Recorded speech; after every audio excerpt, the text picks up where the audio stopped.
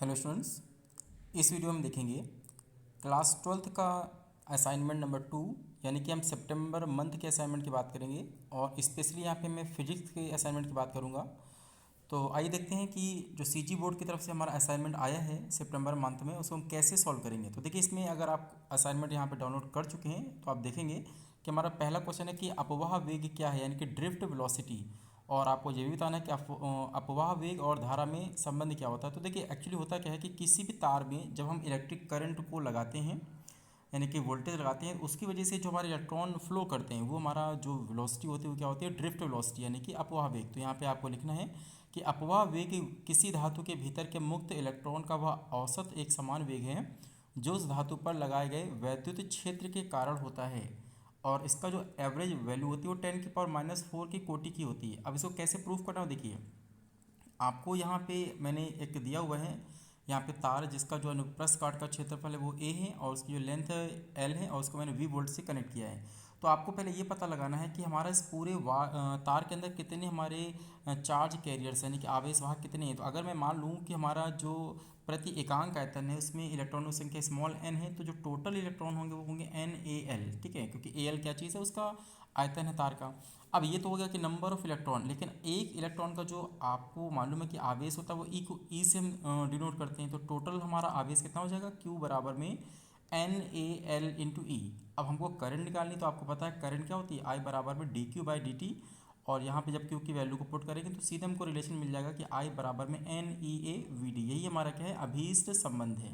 तो I hope आपको पहला क्वेश्चन समझ में आ गया हो कैसे करना। अब आइए इसके बाद दूसरा क्वेश्चन देखते हैं।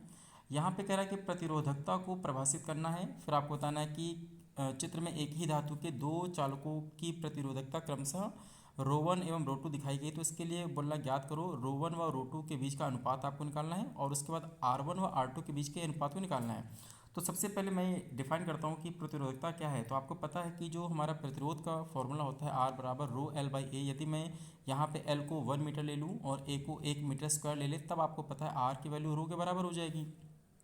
तो यहाँ से आप कह सकते हैं कि अर्थात किसी पदार्थ की जो प्रतिरोधकता होती है वो आंशिक रूप से क्या होगा, उसी पदार्थ के 1 मीटर लंबे व इकाई क्षेत्रफल वाले पदार्थ के प्रतिरोध के बराबर होती है। उसके बाद इसका आपको मात्रक लिख देना है ओम मीटर। ठीक है, अब उसके बाद बात ये आ रही है हमको रो 1 और रो 2 की वैल्यू को फाइंड करना। तो मैं सीधे बताऊँ इसकी वैल्यू हमारी होती है 1। क्यों? क्योंकि हमारा जो रो 1 और रो 2 होता है वो कभी भी उसके आकार और आकृति पर निर्भर नहीं करता, बल्कि क्या करता है, उसके आंतरिक गुण पे निर्भर करता है, यानी कि टेम्परेचर वगैरह पे निर्भर करता है।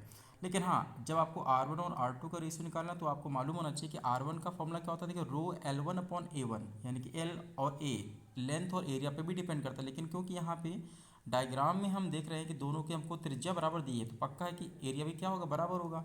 तो हम सीधे कह सकते हैं R1/R2 जो होगा वो L1/L2 के बराबर होगा रेशियो की। और L1 हमारा 2 सेंटीमीटर दिया है, L2 हमारा 4 दिया हुआ है। तो सीधे हम कह सकते हैं R1 और R2 का जो रेशियो होगा वो 1/2 यहाँ पे मिल जाएगा। क्लियर? अब आइए क्वेश्चन नंबर 3 को देखते हैं।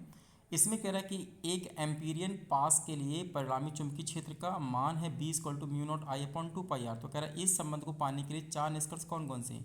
तो आपको सीधे पता है कि ये हमारा अनंत लंबाई के तार के द्वारा किसी r डिस्टेंस पे निकाले गए चुंबकीय क्षेत्र का वैल्यू है। तो आपको पहले तो एम्पीरियन पाथ समझना होगा कि यह है क्या। तो आपको मालूम होना चाहिए कि एम्पीरियन जो पाथ होता है, एम्पियर का नियम जिस पे लगता है, उसके लिए हमारा सबसे पहले जो पास होना चाहिए वो बंद होना चाहिए, क्लोज होना चाहिए, जिसको मैंने यहाँ पे लिखा हुआ है कि फाई और क्लोज इंटीग्रल से हम दर्शाते हैं।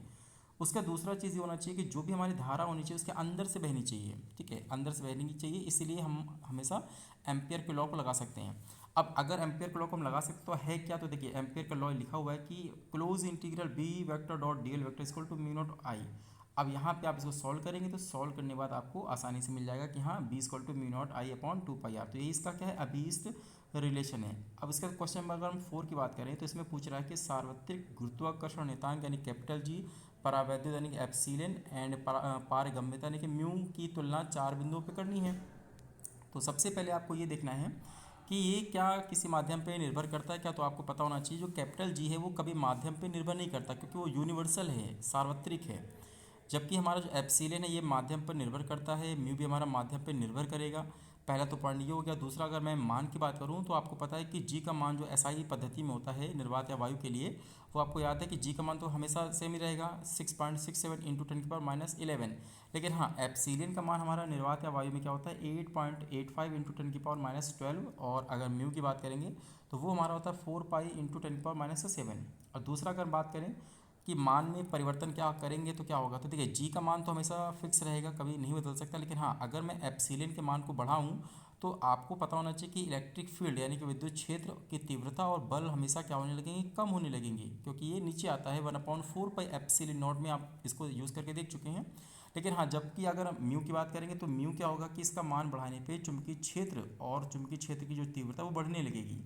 और उसके अलावा मैं विमा की बात करूँ तो इसकी विमा आप बता सकते हैं कि जी की विमा होती है m⁻⁻1, एल की पावर 3 और टी की पावर -2, और एप्सिलियन की विमा होती है m⁻⁻1, एल की पावर -3, टी की पावर 4 और आई की पावर 2। आई क्या है, करंट है, ठीक है। यहाँ ए की पावर भी 2 लिख सकते हैं आप एम्पियर की वजह से, अदरवाइज आई की पावर 2 लिख सकते हैं। और जो यहाँ पे म्यू है वो उसकी हमारी जो विमा होगी वो ml टी की पावर -2 और आई की पावर -2 हो जाएगी। अब आइए इसके बाद आखिरी क्वेश्चन हमारा दिया कि कह रहा है कि विभव प्रवणता को परिभाषित करना है, फिर आपको डायग्राम में करंट निकालने और त्वरित किसे कहते हैं इसको समझाना है। तो देखिए विभव प्रवणता क्या होता है कि आपको पता है कि लंबाई के सापेक्ष विभव में होने वाली जो कमी होती है उसको हम क्या कहते हैं, विभव प्रवणता कहते हैं। इसको हम डिनोट किससे करेंगे, इसको हम एक्स से भी डिनोट कर सकते हैं, तो विभव प्रवणता बराबर होता है V/L हो जाएगा। और अगर हम बात करें बी वाले क्वेश्चन की तो देखो इसमें सिंपल सा किरचॉफ का धारा का नियम लगेगा कि जो टोटल इनकमिंग करंट होती है वो टोटल आउट गोइंग करंट के बराबर होनी चाहिए। तो टोटल इनकमिंग है 7 एम्पियर और आउट गोइंग में आप देख सकते हैं 4, और आई आपको दिखाई दे रहा है, तो आई यहाँ से 3 एम्पियर आप आसानी से निकाल सकते हैं। और जबकि लास्ट में अगर मैं तड़ित कहूँ तो देखिए तड़ित होता क्या है, जब भी आप देखेंगे बारिश के टाइम पे बादल आपस में क्या होता है टकराते हैं, तो उससे टकराने की वजह से घर्षण होता है, जिससे हमारी क्या होती है बिजली कड़कती है, यानी तड़ित कहते हैं। और इसकी वजह से यहाँ पे देखते हैं वज्रपात होता है, कहीं पे बिजली गिर जाती है, तो आपको मालूम होना चाहिए कि इसका जो वोल्टेज होता है वो लगभग हमारा वोल्टेज होता है P = 2.7 इंटू 10⁻6 वॉट आवर, यानी कि इतनी ऊर्जा वहाँ पे गिरती है। तो इस तरीके से हमारा पूरा का पूरा असाइनमेंट है, इसको आप बहुत आसानी से अच्छे से समझते हुए कर सकते हैं। अगर फिर भी कोई डाउट है तो आप प्लीज़ कमेंट बॉक्स में कमेंट कर सकते हैं। अदरवाइज़ यहाँ पे मुझे पूरी उम्मीद है कि आपको एक एक क्वेश्चन मैंने पूरा एक्सप्लेन करते हुए समझाया है, आपको अच्छे से समझ आ जाएगा। बाकी अदर सब्जेक्ट के भी असाइनमेंट हमारे इस चैनल में मिल जाएंगे, वहाँ से आप देख सकते हैं। तो मिलते हैं नेक्स्ट एक न्यू असाइनमेंट के साथ, तब तक के लिए बहुत बहुत थैंक यू।